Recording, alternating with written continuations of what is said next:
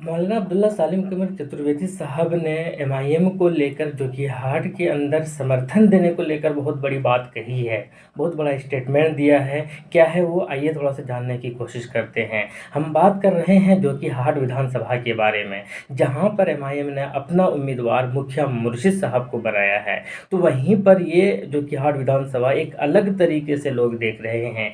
यहाँ पर एक अलग समीकरण बनता हुआ नज़र आ रहा है, क्योंकि इक्वेशन जो है वो थोड़ा सा और जगहों से अलग है। क्योंकि 4 उम्मीदवार ऐसे हैं जो अपने आप में धुरंधर है, और पिछली बार जिस पार्टी की जीत हुई थी वो है एएमएम पार्टी। एक तरफ जहां पर आरजेडी और महागठबंधन ने शहनवाज को टिकट दिया, जो पिछले लगातार 2 बार से जो है वो जीतते हुए आ रहे हैं, तो दूसरी तरफ जन स्वराज ने एक ऐसा चेहरा मैदान के अंदर उतारा है जो कि पिछले 4 बार वो जो विधायक रह चुके हैं और एक बार एमपी रह चुके हैं। मैं सरफराज साहब की बात कर रहा हूँ।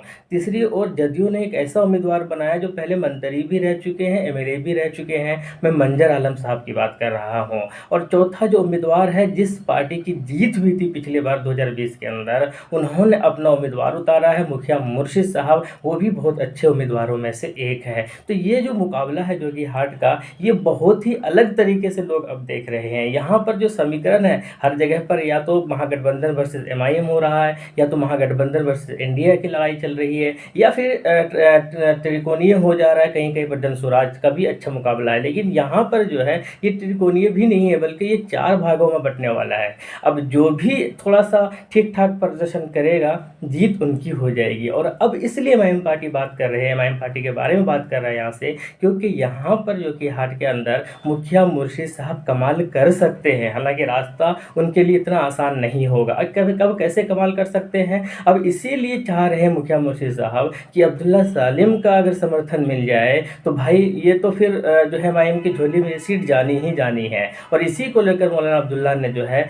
एक स्टेटमेंट भी जारी किया है। क्या है वो, मैं इस वीडियो के अंदर ज़रूर बताऊंगा। थोड़ा सा पहले देख लेते हैं यहाँ का समीकरण क्या है। एक तरफ जहाँ पर एक ही घर से 2 भाई खड़े हैं, शहनवाज साहब, सरफराज साहब, तो माना ये जा रहा है कि इनके जो वोट है वो कहीं ना कहीं बांटने का काम करेंगे ये दोनों, और दोनों ही तगड़े उम्मीदवार हैं। और पिछले बार इन दोनों का भी मुकाबला हुआ था। इन दोनों में से एक एमआईएम से थे और दूसरे जो है महागठबंधन आरजेडी से थे।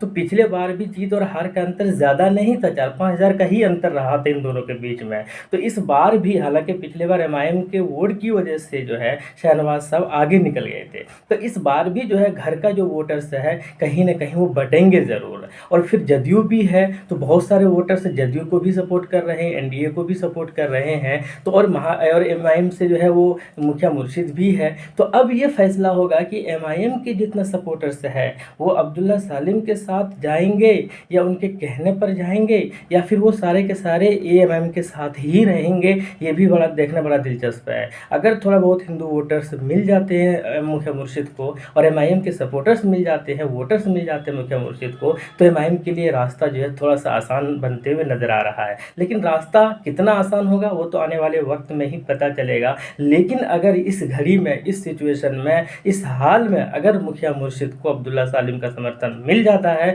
तो फिर मुखिया मुर्शिद को जीत जो है वो बहुत यकीनी बताई जा सकती है और यकीनी मानी जा सकती है। इसी को लेकर जो है अब इनका एक वीडियो क्लिप जो है वो वायरल कर रहे हैं। अब वायरल करने वाले कौन है, बहुत सारे लोग हैं। कहा यह भी जा रहा है कि वो मुखिया मुर्शिद के ही टीम में से है, वो मुखिया मुर्शिद के ही कार्यकर्ताओं में से है। और वीडियो वायरल करके जो है वो ये बताने की कोशिश कर रहे हैं कि अब्दुल्ला सालिम के जो कार्यकर्ता है वो भी मुखिया मुर्शिद को सपोर्ट कर रहे हैं। इसीलिए सब कोई एमआईएम के और अब्दुल्ला सालिम के जितने भी चाहने वाले हैं, जितने भी कार्यकर्ता है, वो सब कोई जो है मुखिया मुर्शिद को ही वोट करे। अब इसी को लेकर जो है मौलाना अब्दुल्ला सालिम ने एक बयान दिया है, एक जारी किया है। बेसिकली एक वीडियो है, आपको याद होगा कि जिस वक्त इन दोनों को वहाँ पर किशनगंज के अंदर बुलाया गया था और टिकट देने की बात कही थी, तो एक वीडियो बनवाया गया था। ये दोनों बैठे थे, मुखिया मुर्शिद साहब और भी अब्दुल्ला सालिम भी।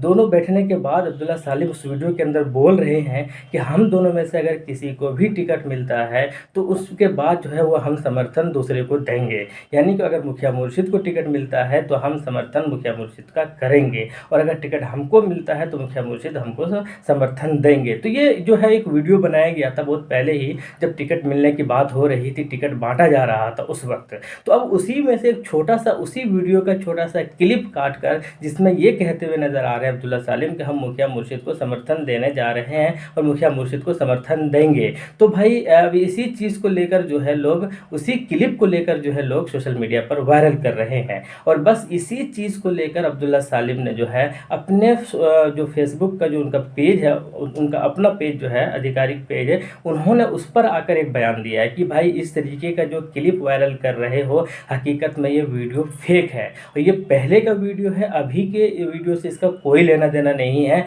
अभी भी मेरा स्टैंड वही है कि मैं मुखिया मुर्शिद को सपोर्ट नहीं करूँगा, मुखिया मुर्शिद को समर्थन नहीं दूंगा, क्योंकि मुखिया मुर्शिद ने उलमा पर हाथ उठाया है, क्योंकि मुखिया मुर्शिद एक अच्छे इंसान नहीं है, क्योंकि मुखिया मुर्शिद जो है काबिल दावेदारों में से नहीं है। इसीलिए मैं अब्दुल्ला सालिम ने कहा कि मैं जो है मुखिया मुर्शिद को समर्थन नहीं कर रहा हूँ, एमआईएम को समर्थन नहीं कर रहा हूँ। तो ये बात तो चीज़ें क्लियर हो गई कि एमआईएम की तरफ से जो है वो नहीं मिल रहा, यानी कि अब्दुल्ला सालिम जो है एमआईएम को सपोर्ट नहीं कर रहे हैं, समर्थन नहीं दे रहे हैं। लेकिन सवाल तो ये भी है ना, फिर समर्थन आपके कार्यकर्ता करेंगे किसको, किनको आप सपोर्ट करेंगे, किनको आपके कार्यकर्ता किनको वोट करें, पहले ये बताइए। एक तरफ जहाँ मनीष कश्यप की जैसे लोगों की पार्टी है, तो क्या सरफराज साहब को वोट करेंगे या उनके लिए आप जो है समर्थन देंगे? मुझे नहीं लगता कि देंगे, क्योंकि अगर देना होता वो जन स्वराज में जुड़ चुके होते, तो उनको नहीं देंगे। दूसरी तरफ आरजेडी महागठबंधन, वो उम्मीदवार जो एमआईएम पार्टी को धोखा देकर आपने जिनको टिकट दिया था, अपनी कुर्बानी देकर,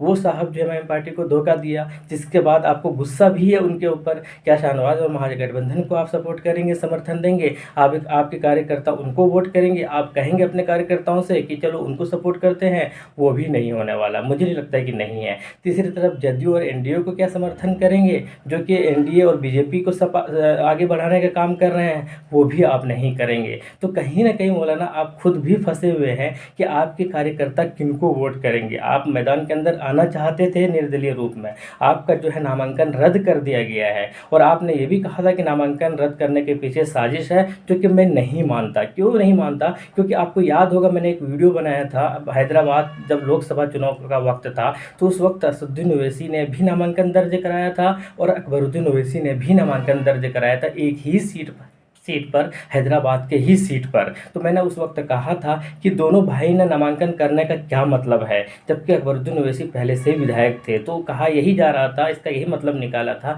कि किसी वजह से अगर किसी एक का, यानी असदुद्दीन ओवैसी साहब का नामांकन रद्द हो जाते हैं, तो उनके बदले में अकबरुद्दीन ओवैसी साहब मैदान के अंदर उतरेंगे। आपको याद होगा मैंने वीडियो बनाया था। तो नामांकन किसी का भी रद्द हो सकता है, रीज़न कुछ भी हो सकता है, तो वो नामांकन जो है साजिश के साथ रद्द तो नहीं कराएगा। इतना तो चीज़ें समझ में आ रही है, और ये इलेक्शन कमीशन ऑफ इंडिया का मामला है, किसी जाती मामला नहीं है। तो कुल मिलाकर अब मौलाना अब्दुल्ला साहब आप समर्थन तो नहीं देंगे, आपने ये चीज़ें क्लियर कर दिया। आपके बातों से भी ये लग रहा है कि जब तक असदुद्दीन ओवैसी आपको नहीं मनाएंगे तो शायद आप मानेंगे भी नहीं। बाकी जो आला अधिकारी वगैरह है, अख्तरुल इमान वगैरह, इनसे आप नहीं मानेंगे, क्योंकि इन्होंने मनाने की कोशिश किया था। तो इसके बाद अब आप क्या करेंगे, ये भी तो एक सवाल खड़ा होता है ना, कि आपके कार्यकर्ता क्या करेंगे, आप किनको समर्थन दिलाने की बात करेंगे, आपके कार्यकर्ता किनको वोट करेंगे?